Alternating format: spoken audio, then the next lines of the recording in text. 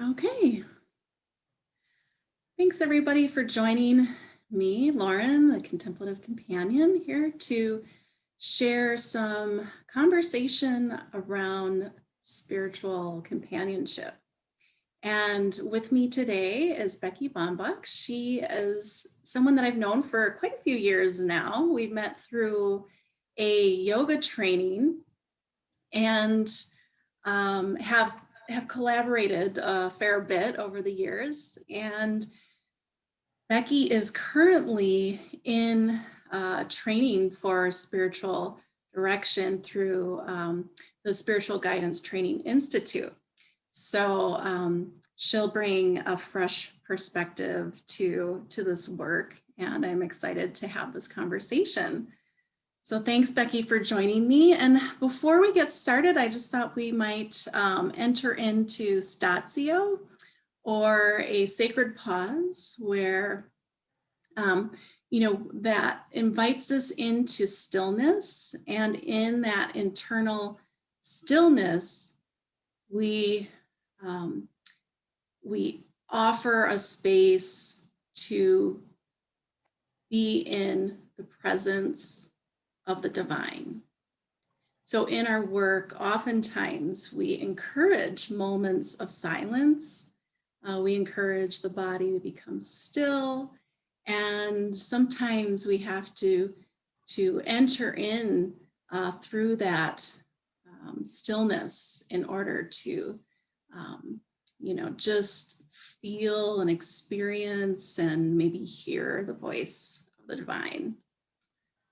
So I'm just going to ring this bell for us to start, and then I'll ring it again to come out of our moment of pause here.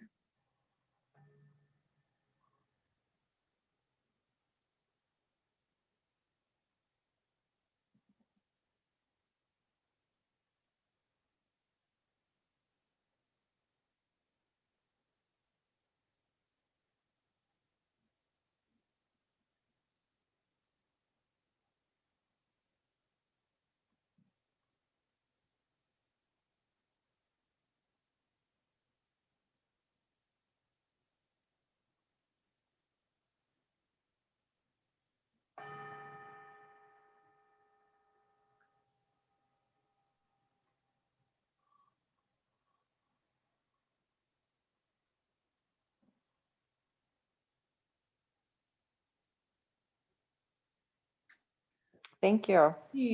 Yeah. So Becky, if you wouldn't mind, maybe give us a little bit of your background, some of your professional background, and then how you ended up getting interested enough to partake in the training for spiritual guidance.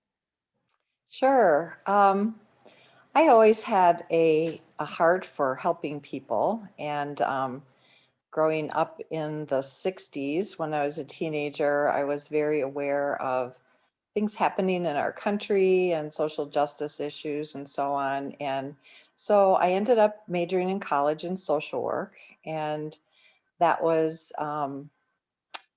really wonderful to just have. I developed an appreciation for like all kinds of people, like genders, races, people that had all kinds of dysfunctional backgrounds, and they just had a real sensitivity for the different trials and tribulations and suffering that that people survive and live through.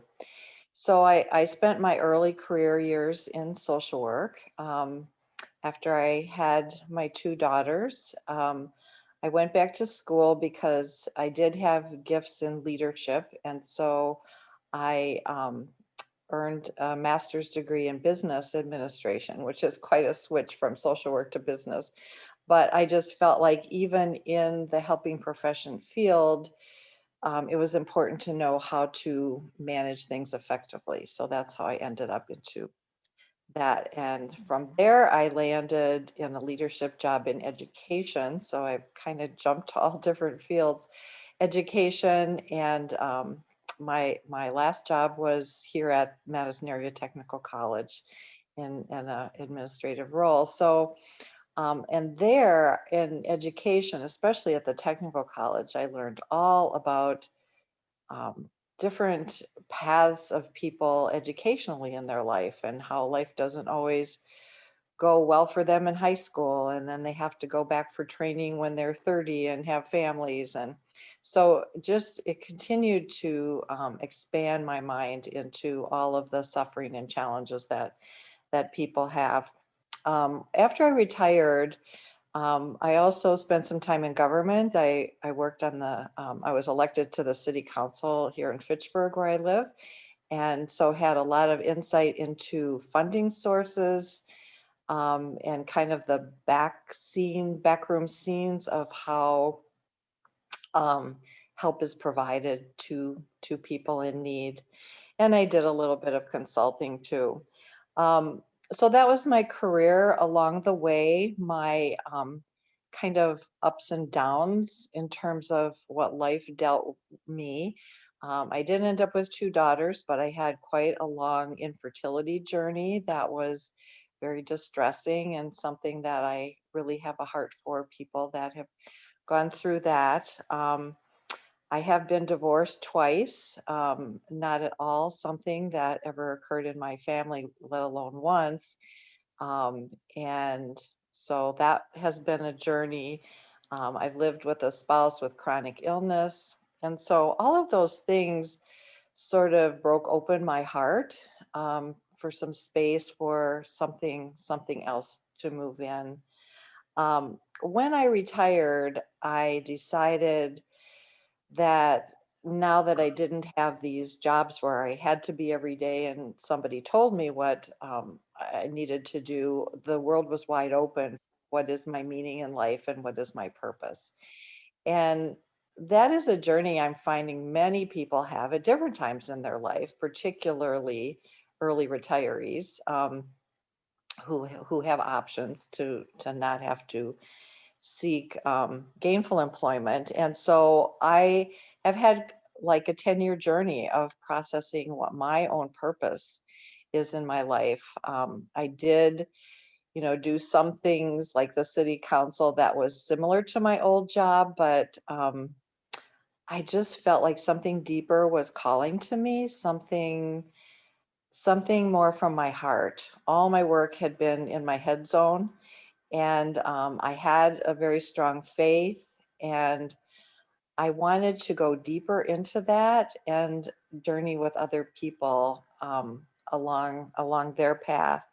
So I started into that kind of realm with the yoga training, through which I met Lauren, and still do that very part time. But still there was something I noticed how so many people today are disenfranchised with their own faith tradition and are just seeking happiness, seeking purpose, seeking meaning. And I just felt called to journey with people on finding that inner path. A lot of times I think we think of happiness in terms of what we do in our life. And through my journey and what I hope to help others, is to figure out your happiness from more of a being standpoint. How do you want to be in your life and in your inner life? So that's kind of how I've wandered many different sectors and many different ways. I guess that's because I have many years behind me, but it's um, it's something now that I'm really called to do, and I'm just loving sitting with people who are seeking something. So, everybody's seeking something different, but no matter what you're seeking, spiritual guidance and companionship is something that I think can be just a wonderful gift for a seeker. Oh, it's so nice. Yeah, it makes me also realize that I think that something that spiritual companionship can assist people in is sort of bringing clarity to what that feeling is inside that, maybe there's this piece inside of us that's maybe not being expressed or not being understood, and we kind of tend to shape ourselves based on the external expectations. So, this might be through education or even like family origin, or even your church, the institution, sets these guidelines up for who you should be, how you should be, what you should do. And so then there's not this full alignment there, we just kind of sit in that, but we feel this tug and maybe find it difficult to really understand what that feeling is inside and how it can come to fruition, or how we can learn to become our true selves, our authentic selves. So I think that's a place where we can hold space for people in the work that we do. Would you say that might be? Yeah, yeah. Just last week, I was working with a seeker who has always been very faithful to her church. And in her journey for seeking her a new purpose and a transition in her life, she said, I'm just becoming more and more aware of an expanded version of God in her life. And it's not that she believes in God less, almost more actually. She's just seeing God as something broader than what she had seen in her traditional faith. But what she said to me is, she said, I'm so excited about this new learning, but she said, I'm afraid to tell anybody, especially my friends that I go to church with, because they'll maybe not approve. She didn't know what they would do, but she felt like maybe they would disapprove or something. So she said, "You're the only one that I'm telling that I'm, having some of these growing thoughts." And I, at that moment, I just thought, not for me personally, but for this role of spiritual companion, how wonderful that this relationship exists for her to be able to express what she's and it's not like a sadness or a problem, it's something very joyful and exciting to her, but she didn't know where she could take that to express it. Oh, I love that. That's Yeah, isn't that a gift? Like, yeah, for us as spiritual um, directors, to be able to hold that space for people when they're sitting in those difficult moments. And I think sometimes even, when you're in like the um, some of the times in your spiritual journey where you're questioning a lot, you don't necessarily want people to know that you have doubts, or that you're questioning your faith, or even, not understanding, who this God is that you've been told is in your life, or you're just maybe not feeling the connecting, the dark night of the soul or something. But to have a safe place to go to share this experience is hmm, important. It's important to talk about these things, and um, to maybe get guidance around discernment, or even how you can maybe cultivate a little more intimacy with the divine, if that's just something that's just hasn't been connecting for a while. That might be a place where we can assist people.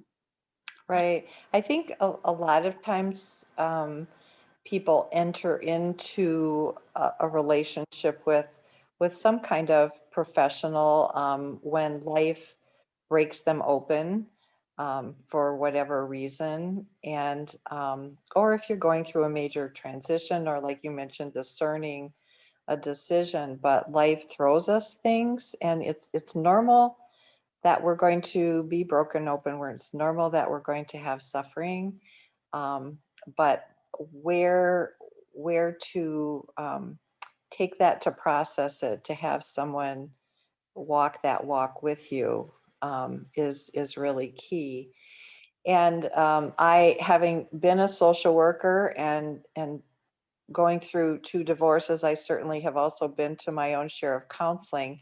But this is very different in that there's, or even pastoral counseling too. It's different from that as well, where there's no dogma, there's no religion that's applied, there's no rules, there's no particular faith tradition, there's no judgment.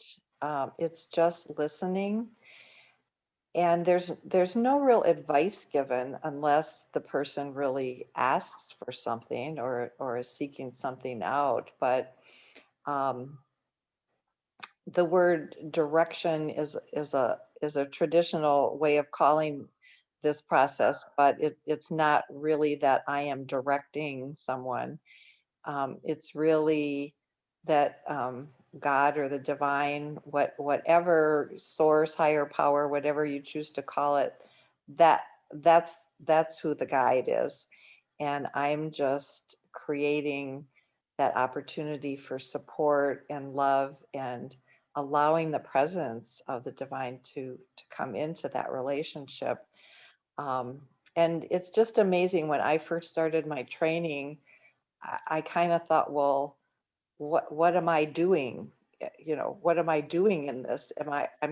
I'm listening, and what am we are supposed to say? What are my social work principles, from my old hat? What are they telling me? And do I bring that in? And it really is different, that there's no goals, there's no documentation of, how did we progress on you finding your purpose this month? And every month it could be a different topic.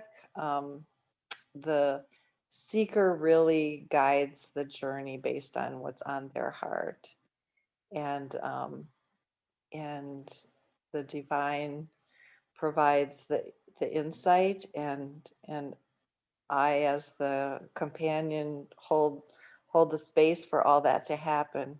Maybe pose questions, wonderings, reflect some things, but it's a safe space for this incredible deep journey that many people are seeking. Mm, Yeah. yeah. Yeah, I see this work as a way to really move through the difficult things that we're faced with. And like you said, if your heart has been um, broke open through some event, and you're feeling that like vulnerability, or sometimes it's overwhelm, that brokenness is really an opportunity to, create something new, or to grow from the experience. And I think that this work really helps people to move through that in their own unique way, because there's not this, well, these are the steps you should follow. It's really about going inward to experience that divine presence who does the healing, that does the transmuting. And it's just a beautiful way to move through the suffering and out of the suffering, which is important. We don't, this the suffering is often a blessing, but we don't want to necessarily stay in there. So our work with seekers is, maybe to really just hold that space for them to really move through with confidence or clarity. or in their own timing Mhm. with support, kind of like the arm over the shoulder. Like, you don't have to be alone in this. Right. I think that's a Yeah. gift, yeah, to not be in that spiritual journey alone. Yeah. Yeah. Yeah. Yeah. So some people come with a specific request or a certain, pain that they're trying to heal, but others are just wanting to learn how to move into the light or into peace, and to bring themselves more at peace with their life or whatever place that they're in. Or sometimes people may want to grow and they might be wondering or worried about what's blocking their growth. So that might be something that they want to explore. So many different reasons for entering it, and many different ways I think of being blessed by it, just depending on what someone is seeking. So Becky, maybe help us understand what a spiritual guidance session might look like. Like, what would someone that's never or maybe isn't familiar with spiritual guidance at all, and hasn't been to a session, say they're going to come into their first session and they're meeting with you, what would they expect? What might that hour of time look like? Mhm. Well, after an initial conversation of just introduction and finding out a little bit about them before we meet, and maybe what their general reason is for coming, um, a typical session starts with a candle, and I happen to have one here. So we typically light a candle and hold it up and say some words of blessing or peace over the person, inviting this time of quiet, this time, this space to invite divine presence, to make this a special time just for them, to focus on whatever it is that's on their heart. So we might start with that. We also sometimes, depending on, I like to think about the person and what kind of their thinking patterns are. Somebody might like something more direct, but sometimes we might start with a poem or a prayer. And it's interesting, I read the same poem recently to two different people, two different seekers, about a week apart, and they both loved it, but they both took away something totally different from it. And so that just kind of reinforced to me how, when you start with something, whatever it is, it prompts ideas and thoughts and some kind of meaning for people. So then after that, we would typically, I would just um, ask the seeker, how they are, and particularly what's on their heart that day. That seems to be an opening question that and maybe the first time people haven't thought about that, but by the second or third session, often people come with something that, well, these things have been stirring in my mind this last month, and I want to talk about this today. Or sometimes they don't even premeditate it. It's just like, oh my gosh, you know what happened to me yesterday? But from one situation, it rolls to the next. And I've had people that are very talkative and just take off. And I've had some people that are just more reserved and quiet, and that doesn't matter. There's no pressure.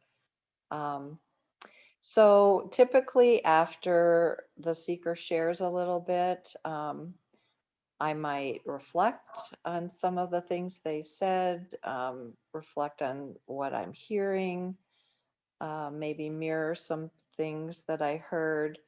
But often we do take a pause, like you did at the beginning of this conversation, just in the middle, and especially if there's just a lot of things coming out, it's like, oh my gosh, this is overwhelming for this person.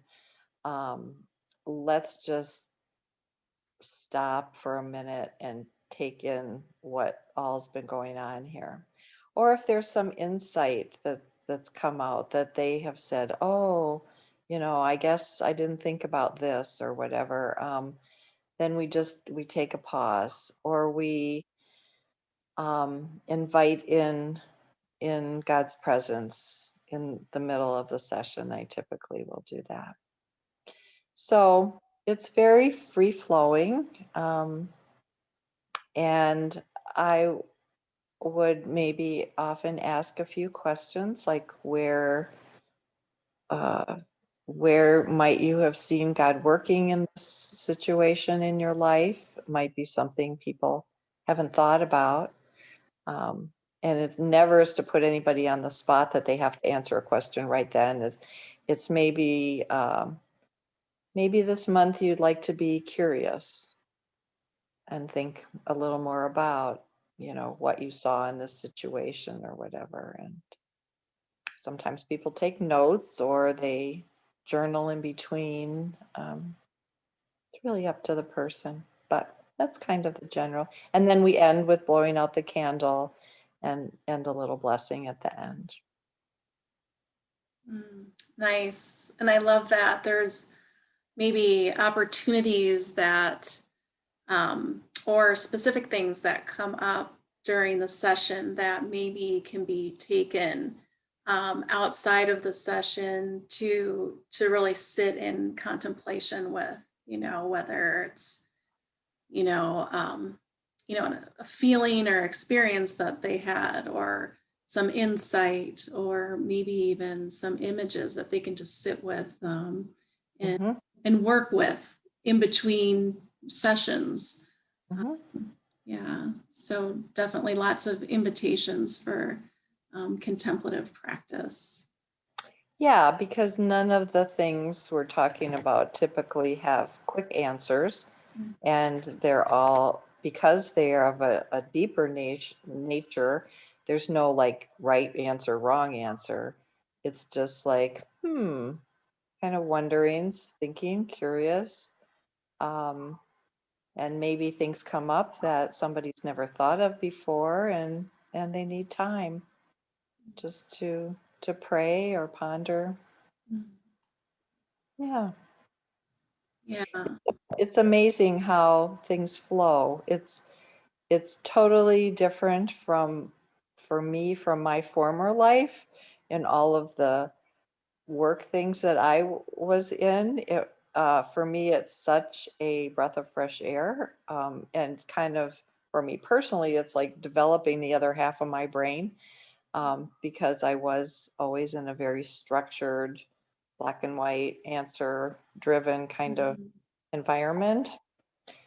And this is it's just being supported in the presence of the divine and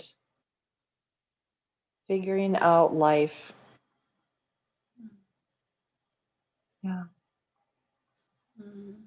Yeah, I personally appreciate this work for its the invitation, the time to really sit with myself, get to know myself, how I navigate through the world, like through my emotions, or or just interactions with other people. I just get to see myself almost from the lens of an observer, and then also just come into like a full and almost where I can embrace myself, like my um my my downsides or my deficits, you know, I can embrace those things with grace and love. Mhm. It's just I feel like it's a space where it's really nurturing to oneself. Mhm. Know that we do that much. If we do, like in the external world, we do that through doing things, I think. Mhm. This Mhm. is different. This is a real, I think, because we're so present with yourself and you become present of that, you know, that spiritual essence, divine essence working through you, with you, that there's this feeling of intimacy and authenticity and wholeness that I don't know that we really experience much in our day-to-day world, but we learn through our practices and in spiritual companionship how to bring that presence and that quality into our daily lives. Mhm. That's what I personally love or get out of maybe the sessions that I've been in. And so, what in particular has drawn you to the SGTI training, given that it is, so you're traditionally spiritual direction comes from maybe like the Catholic Church, and a lot of spiritual directors that are, you know, working in that traditional model, you know, they might, one of the questions I've heard that they ask often is, how is your prayer life? And so as um, you know, directors that are working with a diverse group of people and, you know, maybe spiritual, not religious, language becomes important.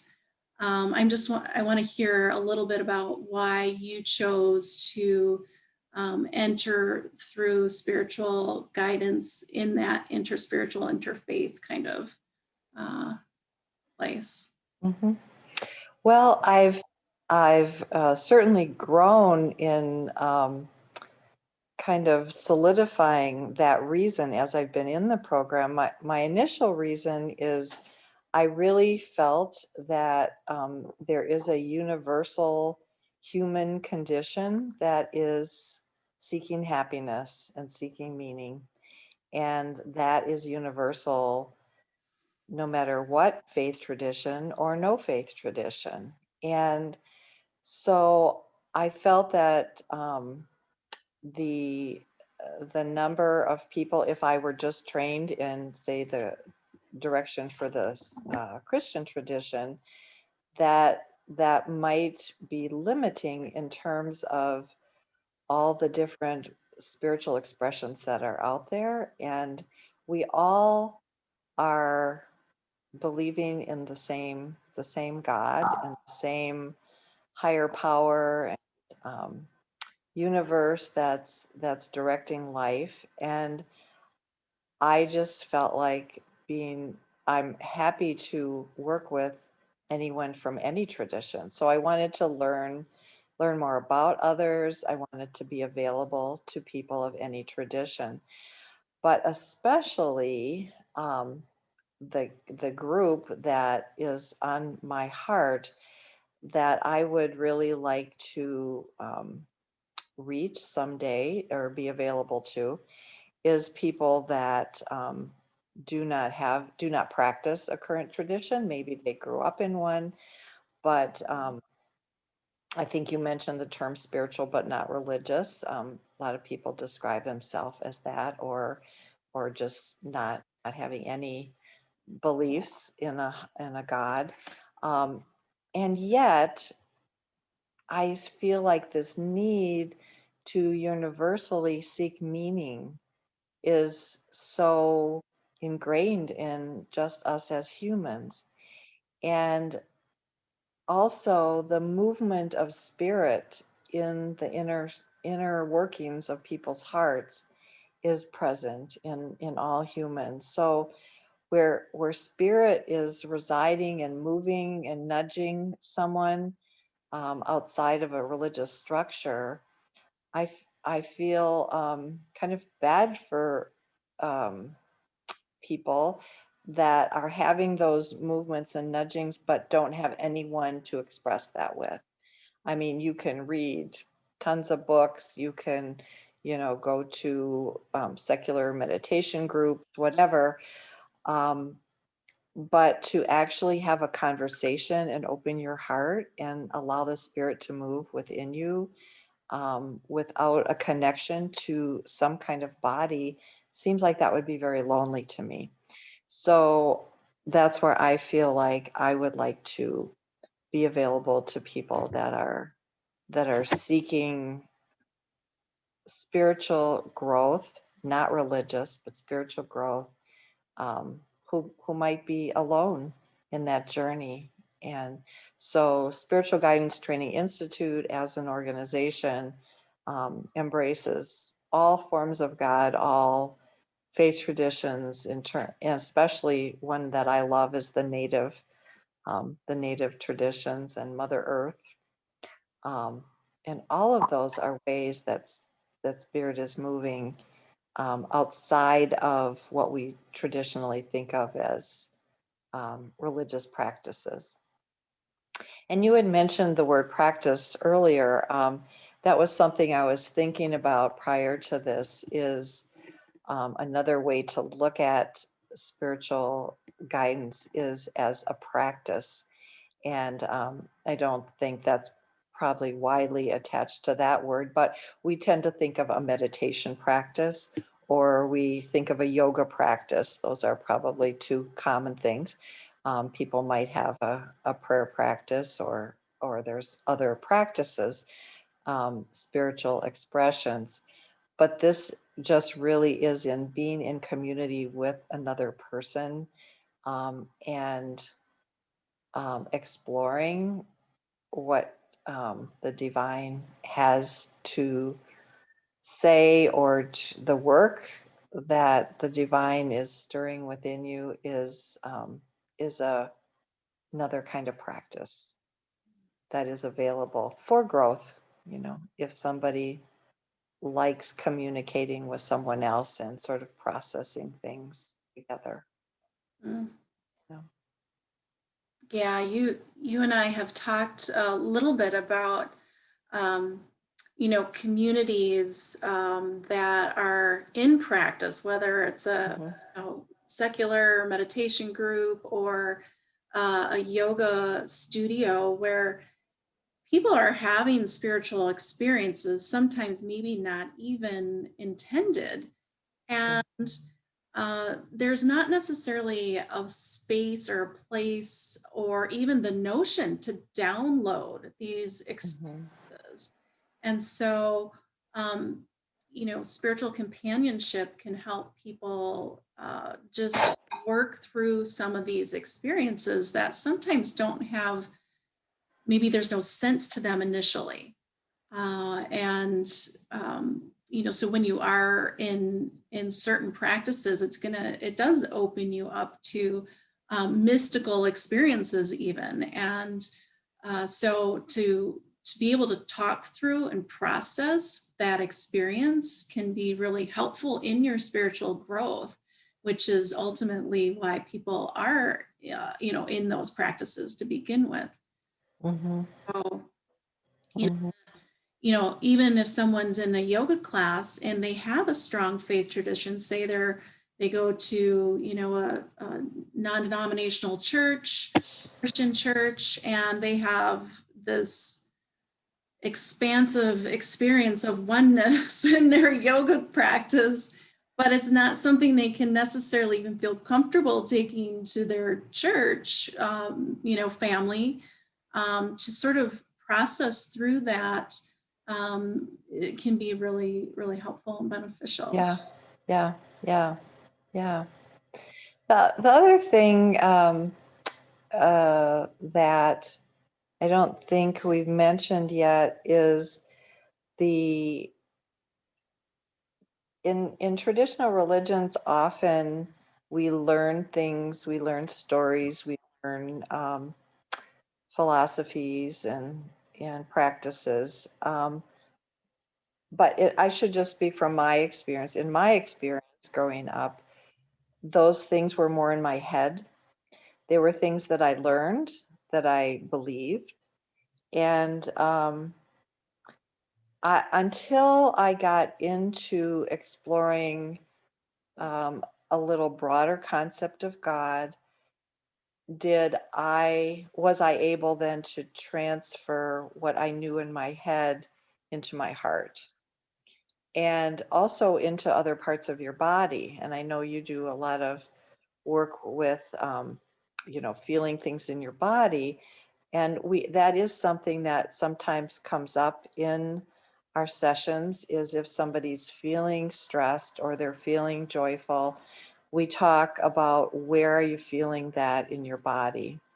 And so bringing the spirit or divine into all of yourself, not just maybe not rejecting what's in your head, that's still good, but also incorporating that into your entire being.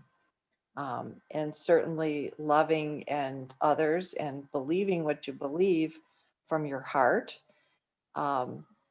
was something that was an expanded version of myself as I transformed and grew, but also feeling the grounding to the earth, the grounding to nature, being in nature, feeling God's presence in everything around us is something that I have personally grown in through learning more about this process, and in also expanding my view to more of a interspiritual view of God. Um, Mother Earth has become one of my favorites. It's just the appreciation of how everything in the world works, from how our hearts beat to how the wind blows and the sun shines and the trees grow. It just all becomes more alive and a part of who I am. Um, and it's something that people, when they grow in their version of God, um, sometimes expand into many aspects of God and how his image is born into us. Mm, Um, that's beautiful. And, you know, it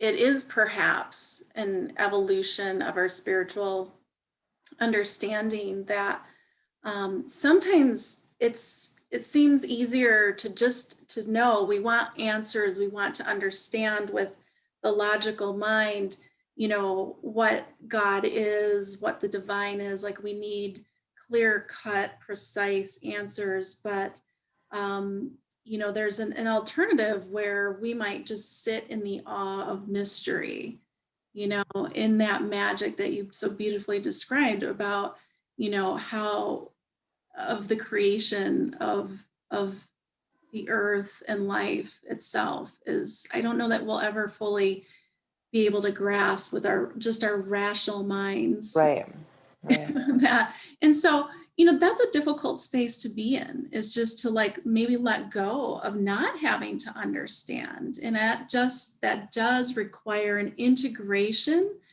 of all aspects of our being.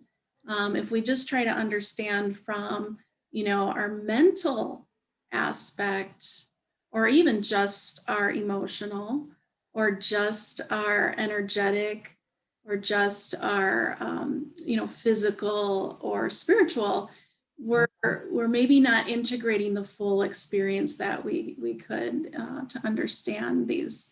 You know, these or just to accept, I guess. I mean, there's an acceptance in being okay in mystery, and in the Mm-hmm. point there's knowing, Mm-hmm. not knowing. Mm-hmm. So there's just so much to explore Mm-hmm. Mm-hmm. in this. Yeah. Oh. So Becky, is there anything else that you would like to share today in our conversation before we wrap? I don't think so. I'm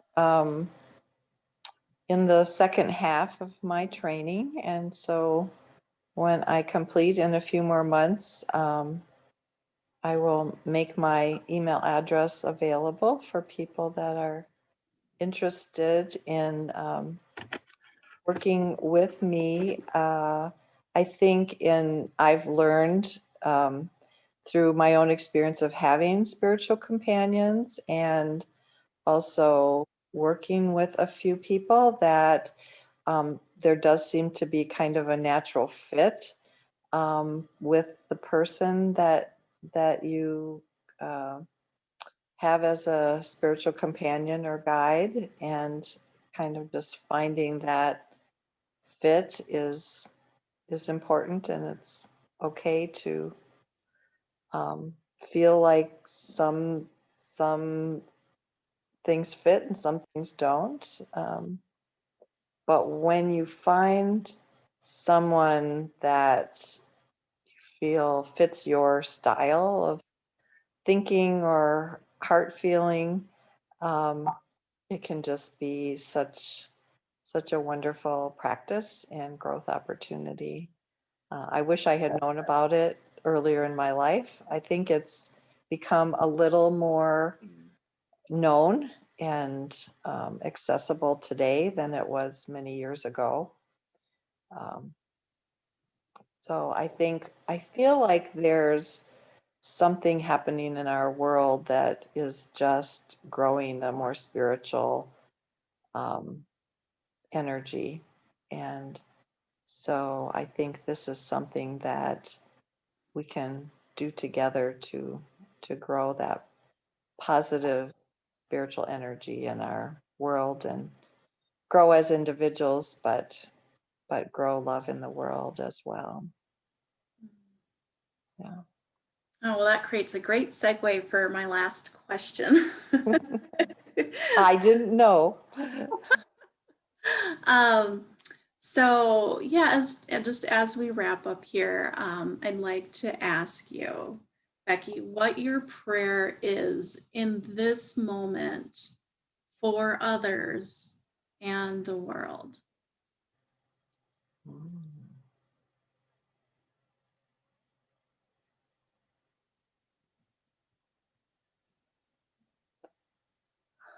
Well, my prayer for others is that they learn how to live in peace, inner peace in their hearts. I feel like we are torn in so many directions, and so much is stirring in the world, and so much conflict and turmoil and chaos, that just my prayer for everyone is to just find some comfort in whatever their heart leads them to in a spiritual relationship with a divine that can allow them to live in calm and in peace. And my prayer for the world is just to really, this is a big tall order, but I would just pray that we really learn as a world to understand a simple little word of love.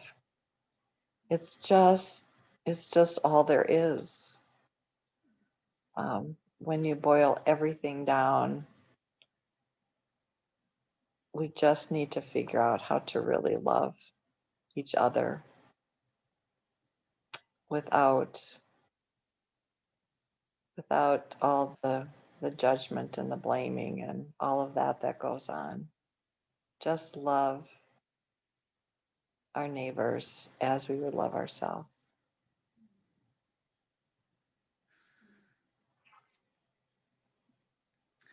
Thank you, Becky. That's beautiful.